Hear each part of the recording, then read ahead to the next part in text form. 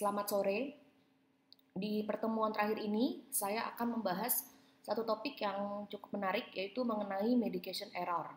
Nah, ini bukan kegiatan dari pelayanan farmasi klinik, tapi adalah salah satu bagian yang harus dipahami dalam melakukan kegiatan pelayanan farmasi klinik. Apa itu medication error?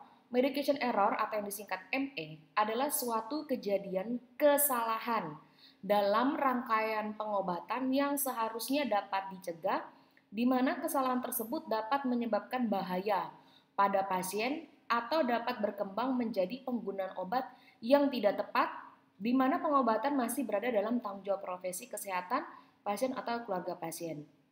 Jadi, medication error ini kita berbicara tentang kejadian kesalahan di dalam praktek pelayanan, baik itu manajerial maupun di dalam pelayanan farmasi klinik. Nah, kriteria pelaporan di dalam medication error ini nanti akan ada dipelajari, yaitu sentinel, kejadian tidak diharapkan, kejadian tidak cedera, kejadian nyaris cedera, dan kondisi potensial cedera. Oke, kita akan bahas pelan-pelan. Oke, namanya saja medication error, berarti medication pengobatan, error kesalahan.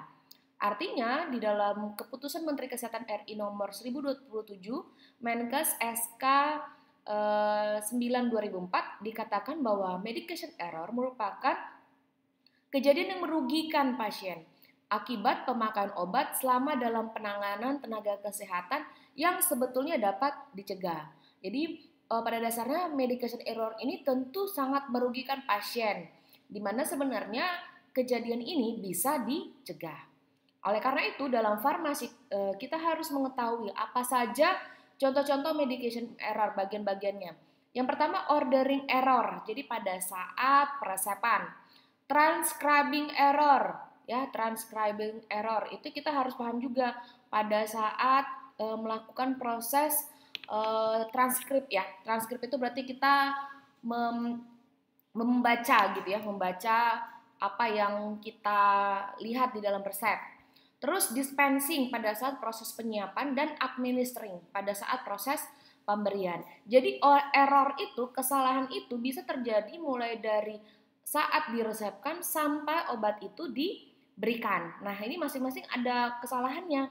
Ya, dimulai dari yang pasti dosis. Setiap dari tahapan ini salah dosis pasti bisa terjadi. Salah obat bisa terjadi, ya. Salah rute pasti bisa terjadi. Itu 3 hal yang paling sering terjadi di dalam pelayanan obat. Nah, ini harus Anda tahu sekalian ya mengenai medication error ini.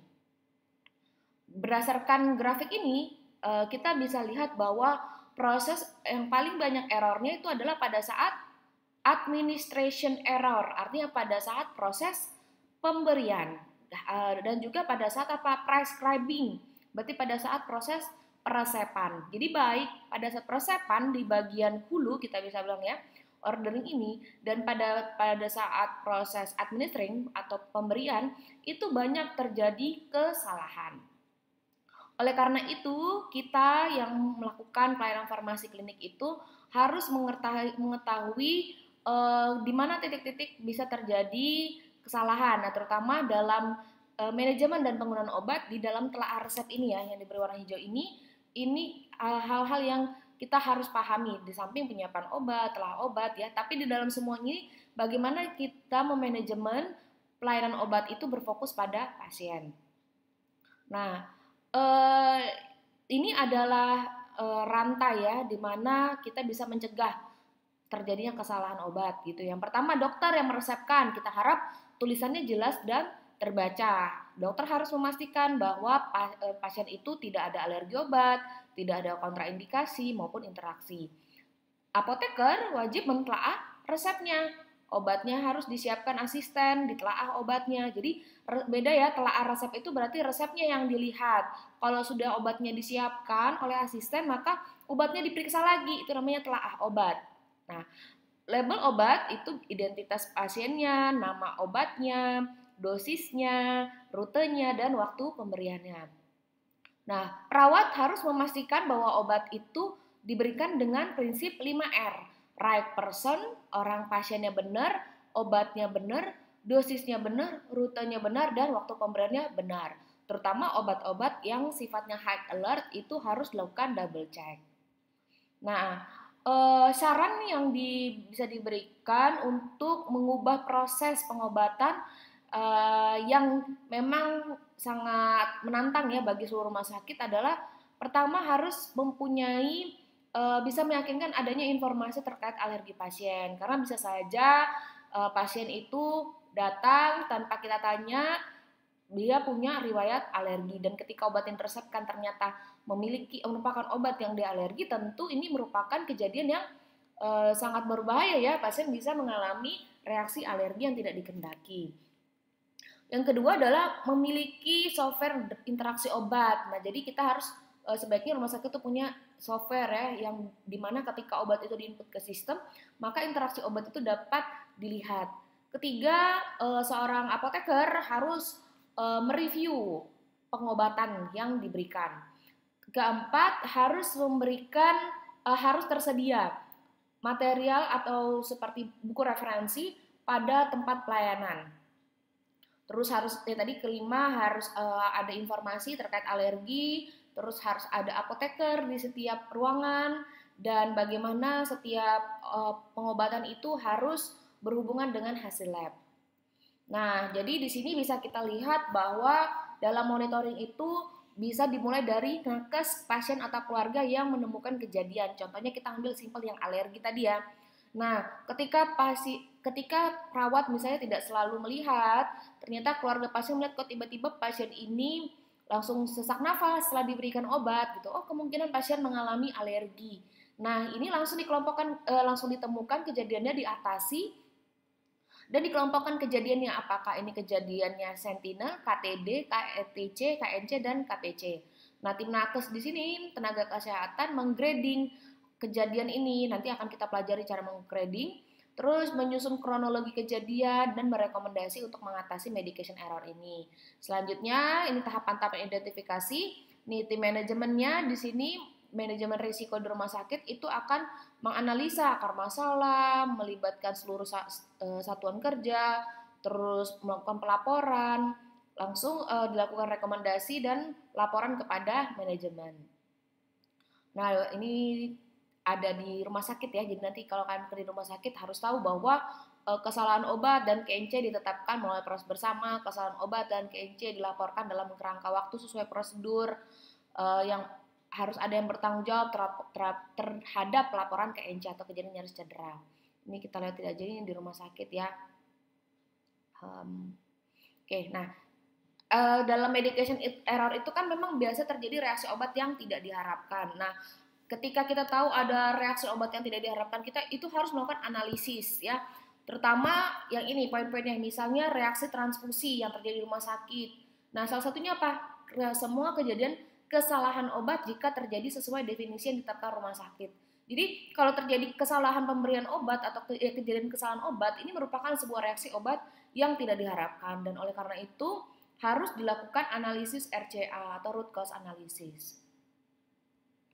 Nah, ini kalau Sentinel dia harus dilakukan RCA. Kalau dia KTD, KNC dia dilakukan penggradingan aja, grading resikonya. Kalau merah atau kuning dilakukan RCA, kalau dia biru atau hijau dia investigasi sederhana. Mungkin masih bingung ya, nanti kita akan bahas sama-sama. Oke, apa itu kejadian Sentinel? Nah, kejadian Sentinel tadi dilakukan root cause analysis. Jadi kalau root cause itu kan berarti sampai ke akar masalahnya. Jadi kenapa? Emang Sentinel itu seperti apa sih? Nah, Sentinel itu adalah kejadian yang mengakibatkan kematian atau cedera yang serius. Ya, kejadian tersebut tidak berhubungan dengan riwayat alamiah penyakit yang mendasari atau penyakit penyerta. Kejadian Sentinel merupakan kejadian yang membutuhkan investigasi dan respon segera. Nah, contohnya apa? Bunuh diri. Nah, ini kan tentu nggak berhubungan ya dengan kondisi pasien. Karena pasien banyak masuk dalam keadaan sehat. Tapi mungkin dalam perjalanan penyakitnya pasien itu nggak secara mungkin putus asa karena dia merasa depresi, tidak mampu menjalani lagi, maka dia bisa bunuh diri. Oke, yang kedua, kehilangan fungsi yang tidak terkait dengan perjalanan penyakit pasien atau kondisi yang mendasari penyakitnya. Contoh pada operasi pengangkatan batu ginjal. tidak sengaja ureter atau saluran kencing pasien terpotong, tidak dapat dikoreksi sehingga satu ginjal itu tidak berfungsi, ya. Ini contohnya. Yang ketiga, salah tempat, salah prosedur, salah pasien bedah. Contohnya, seharusnya diamputasi kaki kiri, tapi yang diamputasi kaki kanan. Yang lainnya apa? Pasien bekas seksio saserea, jadi pasien habis sesar, akan melahirkan dalam protap tidak boleh diinduksi, tetapi dilakukan induksi dengan pitocin drip sehingga uterus ruptur dan pasien meninggal. Yang berikutnya salah identifikasi pasien yang dioperasi, ya. Jadi karena pelayanan di rumah sakit itu cukup kompleks, maka banyak sekali kemungkinan kesalahan yang terjadi, terutama yang kita cegah adalah kejadian sentinel ini, ya. Yang keempat, bayi yang diculik atau bayi yang diserahkan kepada orang lain yang bukan orang tuanya. Nah, ini adalah contoh kejadian sentinel, ya, kejadian yang sangat tidak diharapkan terjadi karena jadi apa dibilang mengakibatkan kematian atau cedera yang serius tapi nggak ada hubungannya dengan riwayat penyakit pasien tersebut. Nah, ada juga tadi kita ya dengar istilah KTD dan KTC. KTD itu kejadian tidak diharapkan, ya. Jadi ini lebih setingkat di bawah dari sentinel tadi. Nah, ini mengakibatkan cedera. Contoh, petugas salah memberikan obat diabetes kepada pasien non-diabetes sehingga mengakibatkan pasien menjadi hipoglikemia, gula darahnya turun hingga pasien mengalami koma, ya. Ini kejadian yang tidak diharapkan karena mengakibatkan cedera. Apa cederanya di sini? Pasien mengalami hipoglikemia karena dia bukan pasien DM tapi diberi obat DM. Berikutnya KTC, kejadian tidak cedera, di mana insiden sudah terpapar kepada pasien tetapi tidak timbul cedera. Contohnya, pasien diberi obat yang salah, sudah diminum obatnya tetapi tidak terjadi reaksi apapun pada pasien. Contoh paracetamol, ya, pasien diberikan paracetamol ternyata nggak ada apa-apa, pasien tetap merasa ya biasa aja gitu, ya. Nah, ini contohnya pasien diberi paracetamol tapi nggak diresepin, itu maksudnya saya. Ada juga namanya KNC, yaitu kejadian nyaris cedera. Kalau tadi KTD, kita udah belajar KTD itu tidak diharapkan berarti sudah cedera, KTC tidak cedera. Nah, kalau nyaris berarti belum sampai terpapar ke pasien, jadi obatnya belum sampai diminum. Contoh, pasien diberi obat, tetapi sebelum diminum atau disuntikan, diketahui oleh perawat lain bahwa obat tersebut salah, sehingga obat tersebut tidak jadi diberikan. Nah, ini kan berarti nyaris, ya. Nyaris, karena hampir mau diberikan. Terus KPC, kejadian potensial cedera. Ini kejadian di mana kondisi yang sangat berpotensi untuk menimbulkan cedera, tetapi belum terjadi cedera. Jadi ada potensial di situ. Di mana pasien stagnasi di IGD 40 orang. Dokter IGD hanya 2 orang dengan jumlah pasien 40 orang. Wah, banyak sekali, ya. Nah, ini tentu ini menimbulkan cedera, ya, karena sangat berbahaya bagi apalagi ini kondisi di gawat darurat. Kedua, di ICU bagian jantung, ya, alat defibrilator rusak, sudah dilaporkan sejak 1 minggu tapi belum ada tindakan perbaikan. Nah, ini juga alat-alat yang digunakan juga termasuk kejadian potensial cedera, misalnya juga alat pengukur tekanan darah misal tidak dikalibrasi, ya, apalagi dia sifatnya digital, maka kalau misalnya suatu saat rusak, ya nggak dilaporkan, ya bisa saja salah ukur, ya. Seharusnya dia tekanan darah tinggi, tekanannya tidak tinggi, tetapi karena alatnya tidak terstandar maka bisa rusak sehingga pasien juga bisa dapat obat antihipertensi padahal seharusnya tidak mendapatkan. Nah, tadi semua kejadian-kejadian tadi itu dilaporkan, ya, dilaporkan kemana?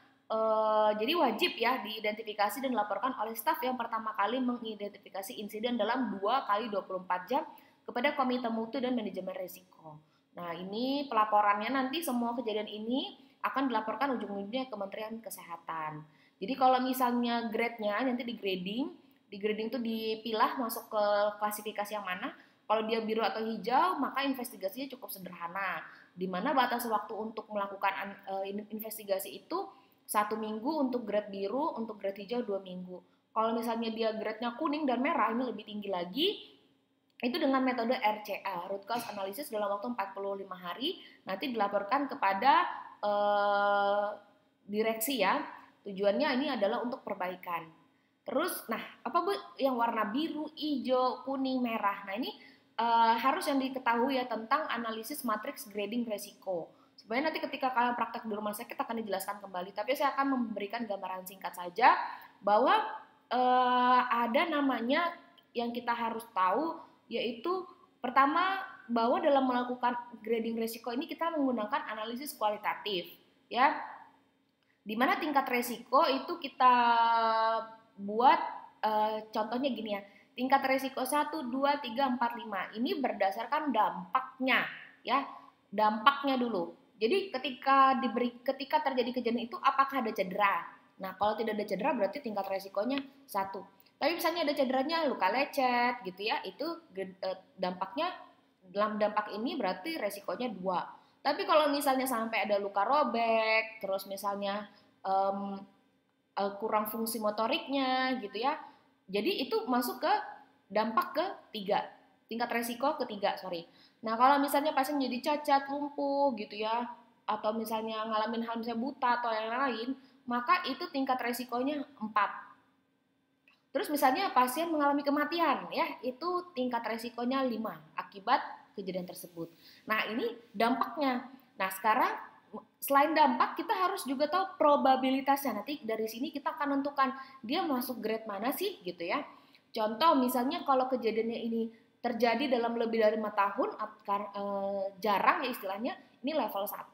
Kalau terjadi dalam 2-5 tahun ini nggak biasa, itu 2. Kalau terjadi tiap 1-2 tahun kadang-kadang, berarti level 3. Nah, terjadi dalam beberapa kali dalam setahun kemungkinan 4. Kalau terjadi dalam setiap minggu sering itu levelnya 5. Jadi kita harus tahu dampak sama probabilitas.